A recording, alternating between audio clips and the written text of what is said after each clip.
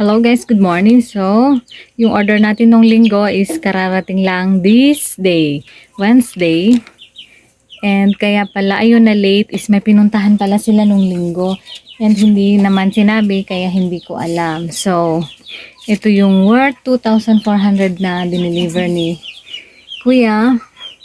So, okay lang yon na nag-deliver siya para hindi naman tayo maubusan hanggang Huwebes. Kasi baka mamaya is maubusan tayo, lalong-lalo na itong ulam.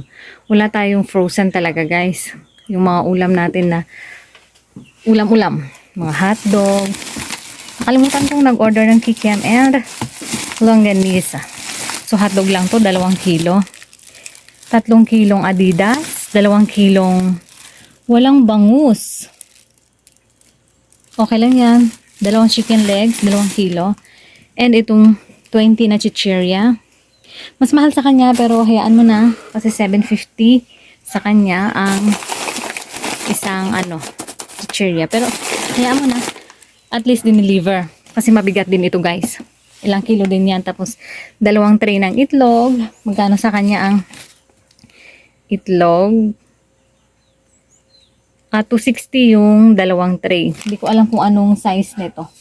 Malamang large ito. Large kasi malalaki. And then itong pusya natin. Ayan. Gusto talagang sumikat.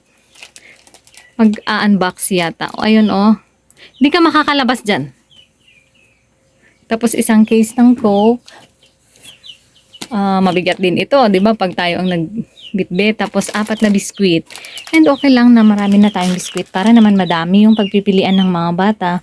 Although, marami na tayo dito kasi namili tayo kahapon.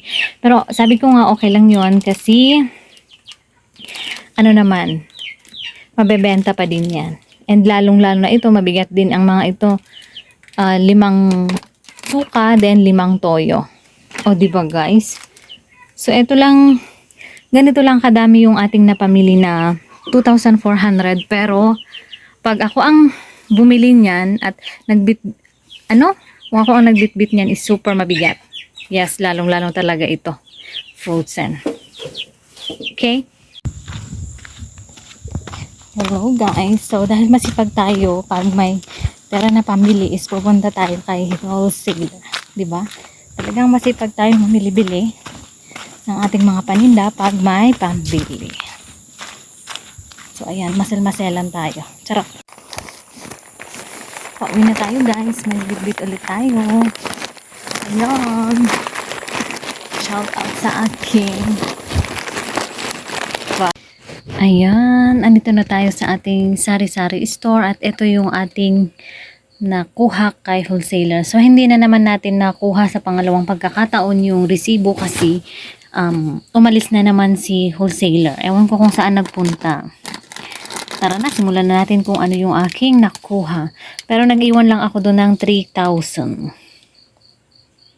So, ayan. 5 tawag dito. Lighter. Take 15 po sa akin ito. 15 pesos cents. Tapos 2 opak.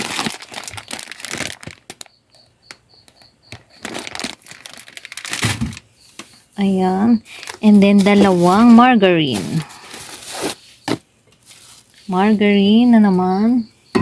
Kailangan natin ng margarine at isang Alaska Evap. So, dagdag pa rin ito. Kasi pag hindi nabenta, is gamitin natin sa ice candy business natin, di ba guys? So, yung Mingming, inaamoy yung tuyo. Ang pasaway ko na Mingming. Ayan o. Lumayas ka dyan. So, 1 kilong tuyo na mabenta. Gustong-gusto ng mga tao dito. At gustong-gusto na talaga ng aking mga alaga. Tapos, ayan. Dahil naubos ang ating kape. My God, malakas ang barakong kape dito sa amin. So, ayan. 4 na piraso. Sabay tawan. So, ayan. 4 na piraso. Parang may hindi ako nakuha doon.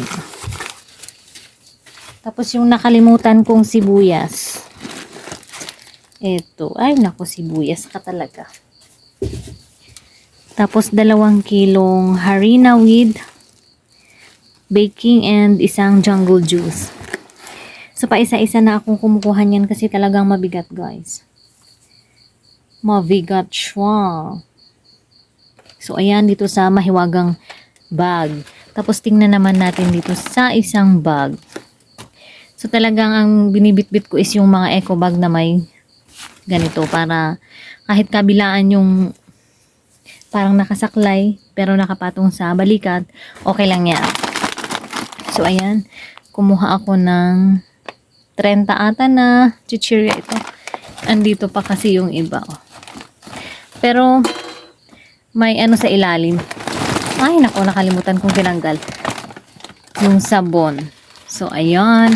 Ito yung mga gustong-gusto ng mga bata today. Today?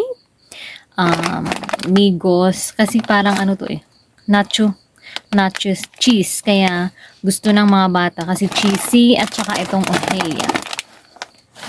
Masarap kasi ang mga ito. Parang mga Nova, mga ganon. Kaya mas ito ang gusto ng bata. And itong mga tater, and cracklings. So, yan yung nabili ko. Pero, may pailan-ilan na iba naman yung gusto. Diba, guys? Tapos, dito pala, nakalimutan ko. Yung 10 pirasong Lucky Me Pancit Canton. 18 pesos po ang aking bentahan. At eto, gustong-gusto ng mga tao din ito. Pancit Canton. Ayan. Kasi pwedeng ihalo sa gulay, then may sardinas, di ba? Talagang pinipair ito sa mga gulay-gulay.